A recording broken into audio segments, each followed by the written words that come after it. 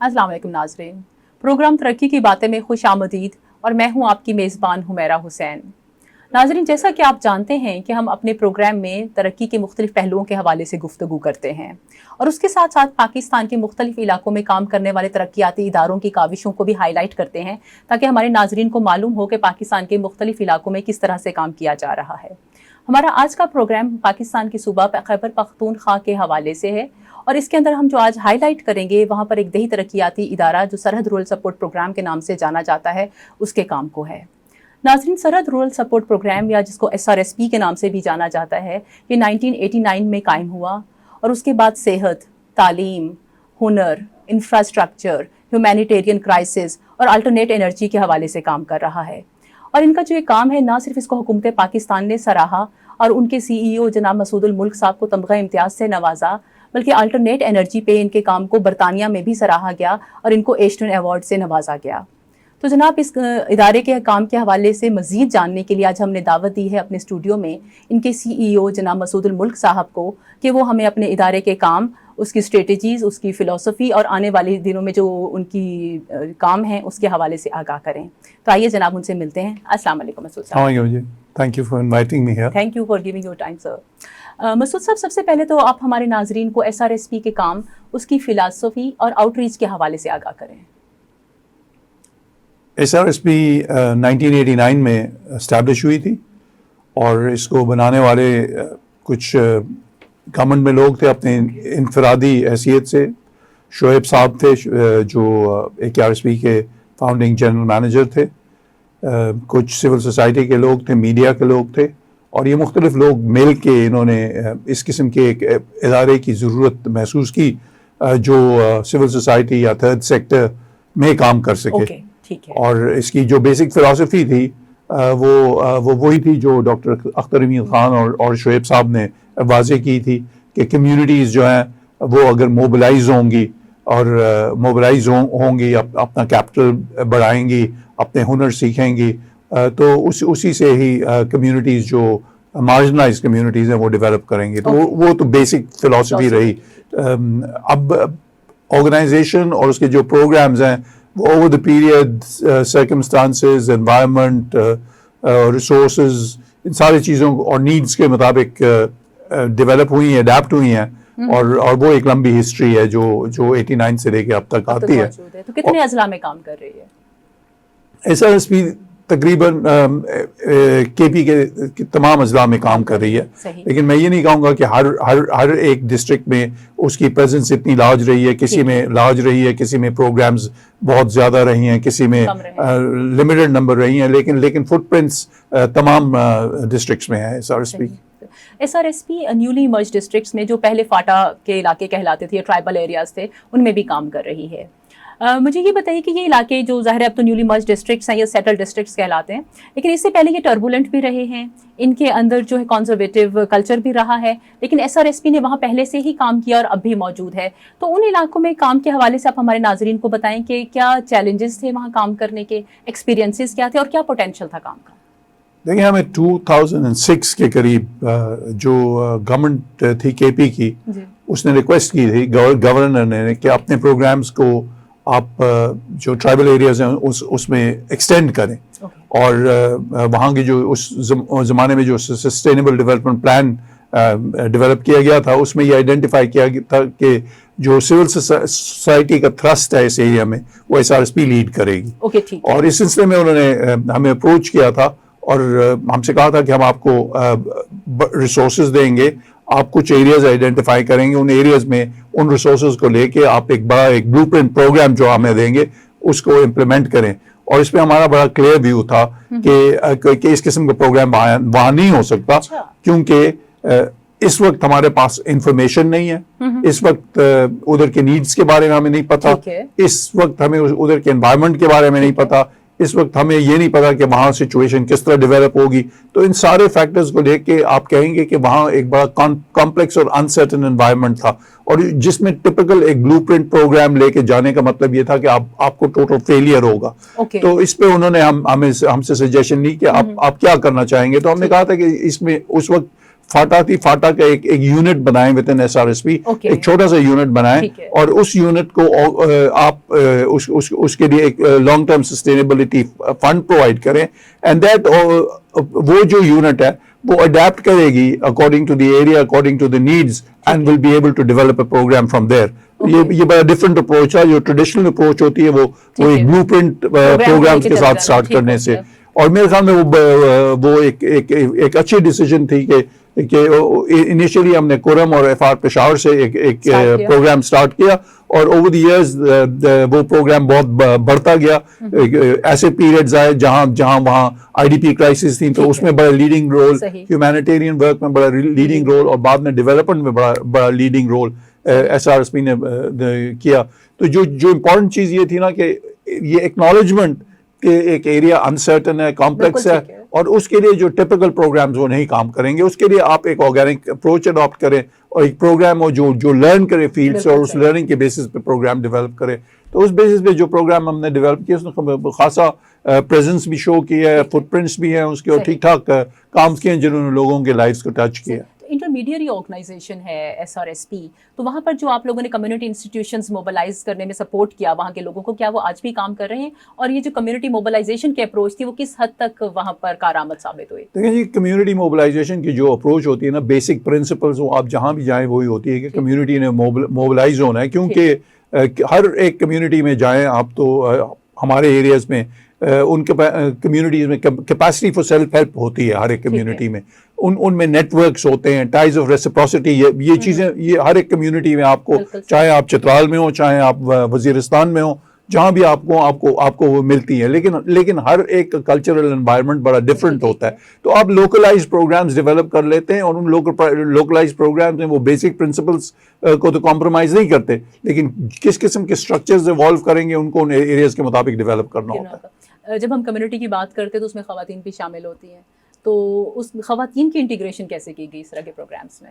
وہی میں نے کہا نا کہ ہر ایک ایریا کے جو کلچرل کانٹیکسٹ ہوتا ہے اس کو لینا ہوتا ہے, اور اس کلچرل کانٹیکسٹ میں آپ نے ایک پروگرام جو آپ روم میں بنا کے لے آئیں اور اس کو لا کے یہاں امپوز کریں, تو اس سے تو آپ کو بیک لیش ہی ملے گا. تو آپ پروگرام جو ڈیولپ کرتے ہیں وہ اس ایریا کے کانٹیکسٹ کے مطابق رہیں, لیکن you are a change agent, you are committed to bringing about change, اور اس کو سامنے رکھتے ہوئے آپ نے اپنے پروگرامز ڈیولپ کرنے ہیں. اور تو خواتین ایکنالجڈ ہیں SRSP کے اپروچ میں کہ وہ ہمارے معاشرے کے بہت ہی امپورٹنٹ حصہ ہیں, اور ان کو ڈیولپمنٹ اس میں لانا ہے. تو جہاں بھی ہم نے اسٹیپس لیے ہیں, لیکن وہ انکریمنٹل اور گریجول ہے, وہ تو ہوئی ہیں, اور رسپانس بھی اس کا خاصی جگہوں میں ٹھیک ٹھاک ہے. بالکل ٹھیک. یہ بتائیے کہ SRSP جو ہے یہ close coordination with the government کام کرتی ہے, تو سینرجیز کیسے کریٹ کی جاتی ہیں کام کے حوالے سے, اور اوور لیپنگ کو کیسے اوائڈ کیا جاتا ہے؟ دیکھیں فلسافیکلی جو RSPs ہیں نا وہ بڑی کمیٹڈ ہیں کہ گورنمنٹ کے ساتھ مل کے کام کریں. یہ سینٹرل ایک ویلیو ہے ود ان دی RSPs جو شروع سے آپ کو بتایا جاتا ہے. تو اس لیے ہم ہر ایک لیول پہ, لوکل لیول پہ بھی کوآرڈینیشن کرنے کی کوشش کرتے ہیں, پروونشل لیول پہ بھی کوآرڈینیشن ہو رہی ہوتی ہے. مثلا ہمارا جو ٹرائبل ایریا کا پروگرام ہے وہ بڑا well coordinated at the provincial level. تو یہ ہمیں اکنالج کرنا چاہیے کہ ہم دو مختلف چیزوں کو ایک ساتھ لا رہے ہیں. ایک سائڈ پہ آپ کے سول سوسائٹی انسٹیٹیوشنز ہیں, ایک سائڈ پہ گورنمنٹ ہے, دو ڈفرینٹ اینٹیز ہیں. ان کو قریب لا کے کام کرنے میں بہت سے چیلنجز ہیں, ان چیلنجز کو ایڈریس کرنا پڑتا ہے.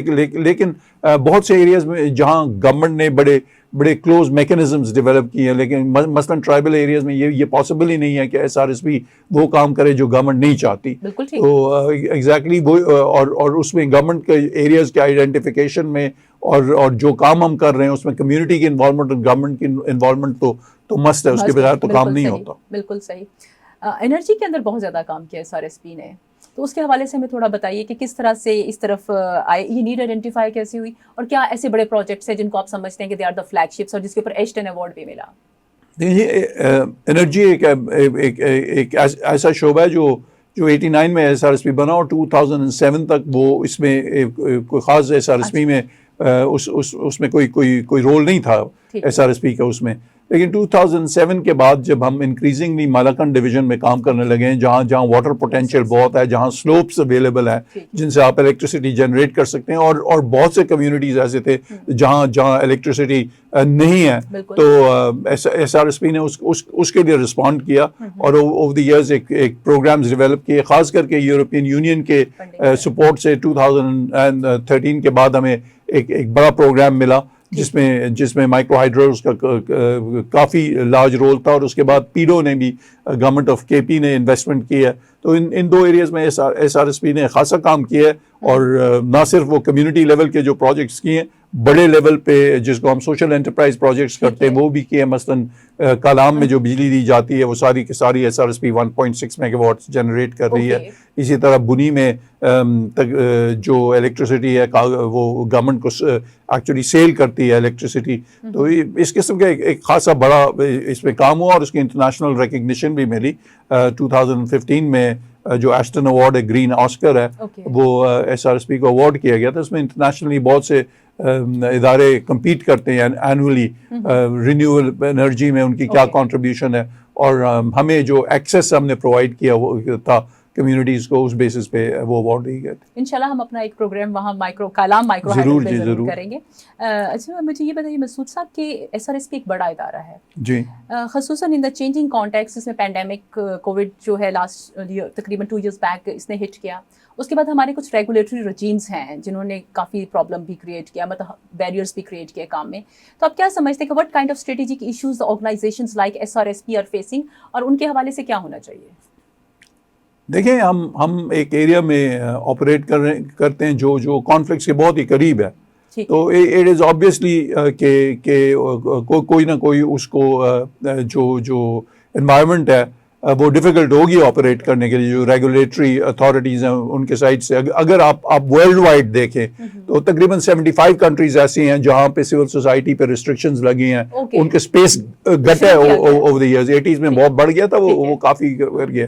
تو اس میں ہمیں لرن کرنا چاہیے, اڈیپٹ کرنا چاہیے اس انوائرمنٹ میں سروائیو کرنے کے لیے.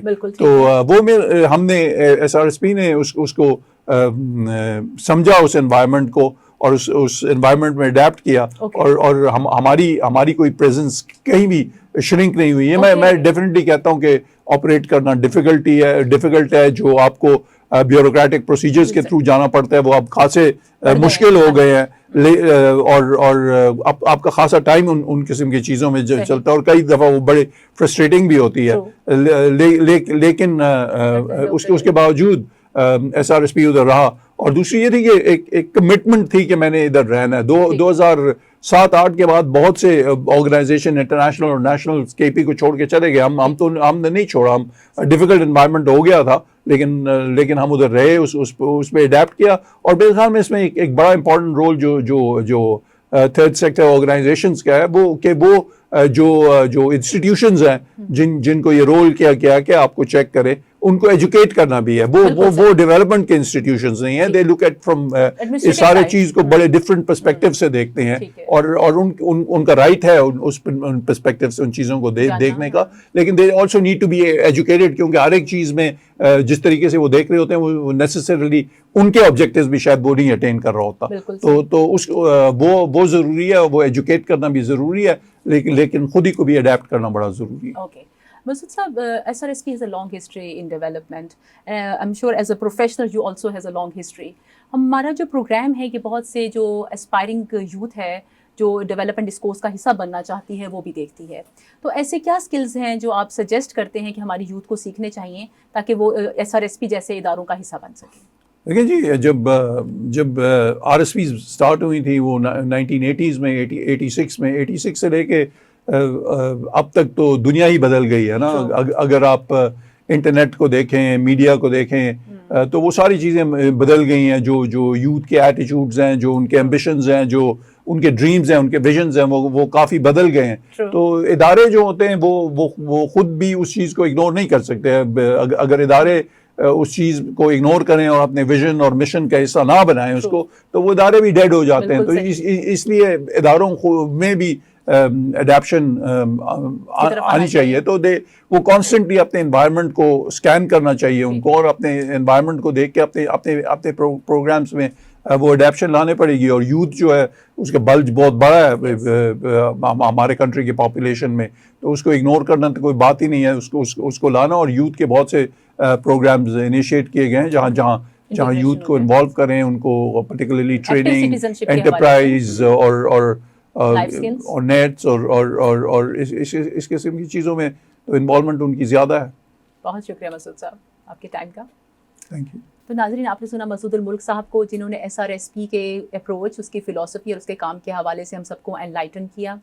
ہمارے پروگرام کو دیکھنے کا بہت شکریہ. ہمیں آپ کے فیڈ بیک کا انتظار رہے گا, اور ہمیں کامنٹس میں یہ ضرور بتائیے گا کہ آنے والے دنوں میں آپ کس موضوع کے اوپر پروگرام دیکھنا چاہتے ہیں. بہت شکریہ. اللہ حافظ.